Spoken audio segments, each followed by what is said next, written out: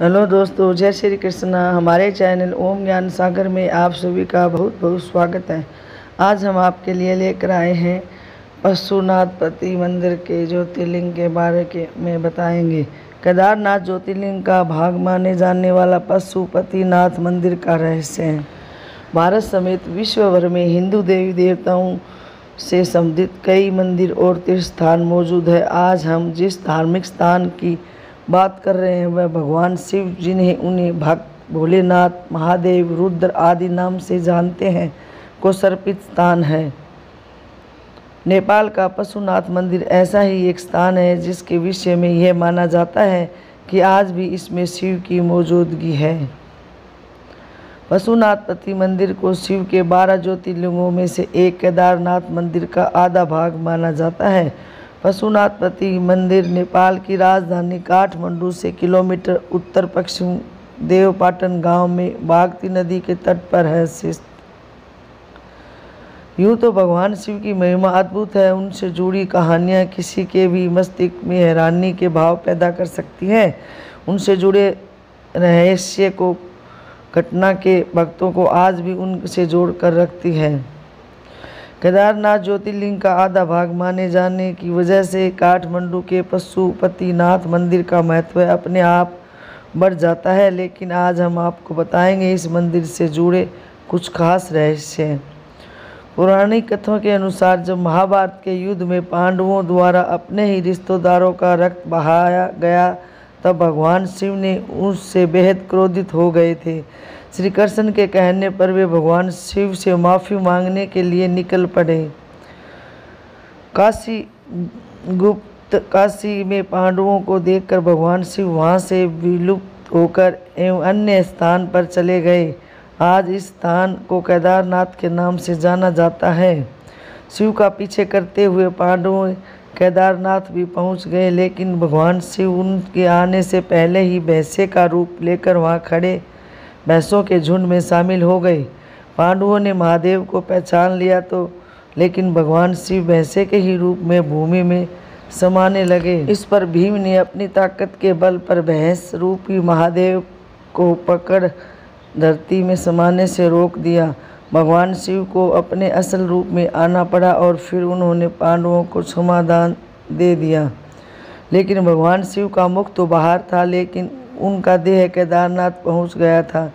जहां उनका देह पहुंच गया था वह केदारनाथ और उनके मुख वाले स्थान पर पशुपतिनाथ के नाम से प्रसिद्ध हुआ। इन दोनों स्थानों के दर्शन करने के बाद ही ज्योतिर्लिंग के दर्शन करने का पुण्य प्राप्त होता है। पशुपतिनाथ में भैंस के सिर और केदारनाथ में भैंस की पीठ के रूप में शिवलिंग की पूजा होती है। पशुपतिनाथ मंदिर के विषय में यह मान्यता है कि जो भी व्यक्ति इस स्थान के दर्शन करता है उसे भी किसी भी जन्म में योनि में नहीं प्राप्त मिलती। लेकिन साथ ही यह भी माना जाता है कि पशुपतिनाथ के दर्शन करने वाले व्यक्ति को सबसे पहले नंदी के दर्शन नहीं करने चाहिए।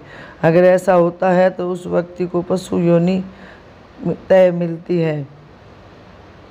पशुपतिनाथ मंदिर के बाहर एक घाट स्थित है जिसे आर्य घाट के नाम से जाना जाता है। पौराणिक काल से ही केवल इसी घाट के पानी को मंदिर के भीतर ले जाया जाने का रिवाज है। अन्य किसी भी स्थान का जल अंदर लेकर नहीं जाया जा सकता। पशुपतिनाथ विग्रह में चारों दिशाओं में एक मुख और एक मुख ऊपर की ओर है। प्रत्येक मुख में दाएं हाथ में रुद्राक्ष की माला और बाएं हाथ में कमंडल मौजूद है। ये 5 मुख अलग अलग गुण लिए हैं। जो मुख दक्षिण की ओर है उसे अघोर मुख कहा जाता है। पश्चिम की ओर मुख को सगोजात, पूर्व और उत्तर की ओर मुख को कर्मश, तत्व पुरुष और अर्धनारीश्वर कहा जाता है। जो मुख ऊपर की ओर है उसे ईशान मुख कहा जाता है। पशुपतिनाथ मंदिर का ज्योतिर्लिंग चतुर्मुखी है। ऐसा माना जाता है कि ये पारस पत्थर के समान है जो लोहे को भी सोना बना सकता है। नेपाल की सामान्य जनता और स्वराज परिवार के लिए भी पशुपतिनाथ ज्योतिर्लिंग ही उनके आराध्य देव है। पशुपतिनाथ मंदिर हिंदू धर्म के 8 सबसे प्रमुख स्थानों में से एक है। आपको ये जानकर भी खुशी होगी कि इस मंदिर को वैश्विक संस्था यूनेस्को द्वारा विश्व सांस्कृतिक विरासत स्थल की श्रेणी में भी रखा गया है। निश्चित तौर पर यह पशुपतिनाथ मंदिर के धार्मिक और सांस्कृतिक दोनों ही महत्व को दर्शाता है। नेपाल में भगवान शिव का पशुपतिनाथ मंदिर विश्व भर में विख्यात है। इसका असाधारण महत्व भारत के अमरनाथ व केदारनाथ से किसी भी प्रकार कम नहीं है। पशुपतिनाथ मंदिर नेपाल की राजधानी काठमांडू से 3 किलोमीटर दूर उत्तर पश्चिम देवपाटन गांव में बागमती नदी के तट पर है। यह मंदिर भगवान शिव के पशुपति स्वरूप को समर्पित है। यूनेस्को विश्व सांस्कृतिक विरासत स्थल की सूची में शामिल भगवान पशुपतिनाथ का मंदिर नेपाल में शिव का सबसे पवित्र मंदिर माना जाता है। यह मंदिर हिंदू धर्म के 8 सबसे पवित्र स्थानों में से एक है। नेपाल में यह भगवान शिव का सबसे पवित्र मंदिर है। इस अंतर्राष्ट्रीय तीर्थ के दर्शन के लिए भारत के ही नहीं अपितु विदेशों के भी असंख्य यात्रियों यहाँ काठमांडू पहुँचते हैं। पुरानी कथा के अनुसार भगवान शिव यहाँ पर चिकारे का रूप धारण कर निद्रा में चले बैठे थे। जब देवताओं ने उन्हें खोजा कि उन्हें वाराणसी वापस लाने का प्रयास किया तो उन्होंने नदी के दूसरे किनारे पर छलांग लगा दी। कहा जाता है कि इस दौरान उनका सिंह के 4 टुकड़ों में बंट गया। उसके बाद भगवान पशुपति चतुर्मुख लिंग के रूप में प्रकट हुए थे। पशुनाथपति लिंग विग्रह में 4 दिशाओं में 4 मुख और ऊपरी भाग में 5वां मुख है। प्रत्येक मुख आकृति के दाएं हाथ में रुद्राक्ष की माला और बाएं हाथ में कमंडल है।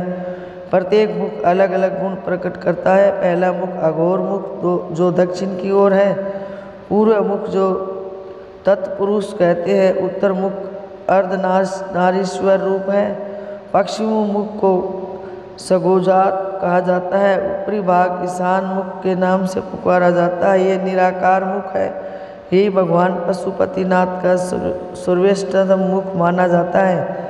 इतिहास को देखने पर ज्ञात होता है कि पशुपतिनाथ मंदिर में भगवान की सेवा करने के लिए नेपाल के राजाओं ने भारतीय ब्राह्मणों को आमंत्रित किया है। इसके पीछे यह तथ्य बताए जाते हैं कि भारतीय ब्राह्मण हिंदू धर्मशास्त्रों और रीति रिवाजों में ज़्यादा जानते हैं। बाद में मल्ला राजवंश के एक राजा ने दक्षिण भारतीय ब्राह्मण को पशुनाथपति मंदिर का प्रधान पुरोहित नियुक्त किया। दक्षिण भारत भट्ट ब्राह्मण की इस मंदिर के प्रधान पुजारी नियुक्त होते रहे हैं। मंदिर की आध्यात्मिक शक्ति की चर्चा आसपास में काफ़ी प्रचलित है। भारत समेत कई देशों से लोग यहाँ शांति की तलाश में आते हैं। अगर आप भी भगवान शिव के दर्शनों की अभिलाषा है तो यहाँ साफ और छल रहित दिल से आकर आप शिव के दर्शन कर सकते हैं। मंदिर की महिमा के बारे में आसपास के लोगों से आप काफ़ी कहानियाँ भी सुन सकते हैं। मंदिर में अगर कोई घंटा आधा घंटा ध्यान करता है तो वह जीव कई प्रकार की समस्याओं से नेपाल के पशुनाथ मंदिर के कुछ मायनों में तमाम मंदिरों में सबसे प्रमुख माना जाता है। पशुपति का अर्थ है पशु मतलब जीवन और पति मतलब स्वामी या मालिक, यानी जीवन का मालिक या जीवन का देवता। पशुपतिनाथ दरअसल 4 चेहरों वाला लिंग है। पूर्व दिशा की ओर वाले मुख को तत्पुरुष और पश्चिम की ओर वाले मुख को सजोज्योत कहते हैं। उत्तर दिशा की ओर देख रहा मुख वामदेव तो दक्षिण की दिशा वाले मुख को अघोरा कहते हैं। ये चारों तरह तंत्र विद्या के 4 बुनियादी सिद्धांत हैं। कुछ लोग ये भी मानते हैं कि चारों वेदों के बुनियादी सिद्धांत भी यहीं से निकलते हैं। माना जाता है कि यह लिंग वेद लिखे जाने से पहले ही स्थापित हो गया था और इसके कई पुरानी कहानियाँ भी जुड़ी हुई है। इससे एक कहानी इस तरह है। कुरुक्षेत्र की लड़ाई के बाद अपने ही बंधुओं की हत्या करने की वजह से पांडव बेहद दुखी थे। उन्होंने अपने भाई और सगे संबंधियों को मारा था। इसे गोत्रवध कहते हैं। उनको अपनी करनी का पछतावा था और वे खुद को अपराधी महसूस कर रहे थे। खुद को इस दोष से मुक्त करने के लिए वे शिव की खोज में निकल पड़े। लेकिन शिव नहीं चाहते थे कि जो जन्य कांड उन्होंने किया है उनसे उनका इतनी आसानी से मुक्ति दे दी जाए। इसलिए पांडवों को अपने पास देखकर उन्होंने एक बैल का रूप धारण कर लिया और वहां से भागने की कोशिश करने लगे। लेकिन पांडवों को उनके भेष का पता चल गया और वे उनका पीछा करके उनके पकड़ने की कोशिश में लग गए। इस भाग दौड़ी के दौरान शिव जमीन में लुप्त हो गए और जब वह पुनः अवतरित हुए तो उनके शरीर के टुकड़े अलग अलग जगहों पर बिखर गए। नेपाल की पूरी भौगोलिक स्थिति को इस्तेमाल करते हुए तांत्रिक शरीर की रचना है ताकि वहां रहने वाले सभी लोग और हर एक प्राणी एक बड़े मकसद के साथ जाए। नेपाल के पशुपतिनाथ में उनका मस्तक गिरा था और तभी इस मंदिर को तमाम मंदिरों में सबसे खास माना जाता है। केदारनाथ में बैल का कुबड़ गिरा था। बैल के आगे की 2 टांगे तुंगनाथ में गिरी। यह जगह केदार के रास्ते में पड़ता है। बैल का नाभि वाला हिस्सा हिमालय के भारतीय इलाके में गिरा। इस जगह को मध्य माहेश्वर कहा जाता है। यह एक बहुत ही शक्तिशाली मणिपूरक लिंग है। बैल के सींग जहाँ गिरे उस जगह को कल्पनाथ कहते हैं। इस जगह उनके शरीर के अलग अलग टुकड़े अलग अलग जगहों पर मिले। उनके शरीर के टुकड़ों के इस तरह बिखरने का वर्णन कहीं न कहीं 7 चक्रों से जुड़ा हुआ है। इस मंदिर को इंसानी शरीर की तरह बनाया गया था। यह एक महान प्रयोग था। इसमें तांत्रिक संभावनाओं से भरपूर इंसान का एक बड़ा शरीर बनाने की कोशिश की गई थी। पशुपतिनाथ 2 शरीरों का सिर है।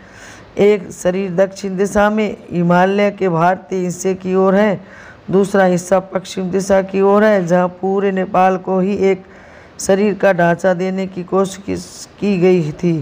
नेपाल को 5 चक्रों में बनाया गया था। पशुनाथपति के दर्शन करने से कभी भी मनुष्य को पशु योनि नहीं मिलती और सब सुख भोगकर अंत को मोक्ष प्राप्त होता है। हमारी वीडियो आपको कैसी लगी हमें कमेंट करके बताएं। हमारे चैनल को सब्सक्राइब करें, प्लीज़ लाइक करें, सभी के साथ शेयर करें। धन्यवाद।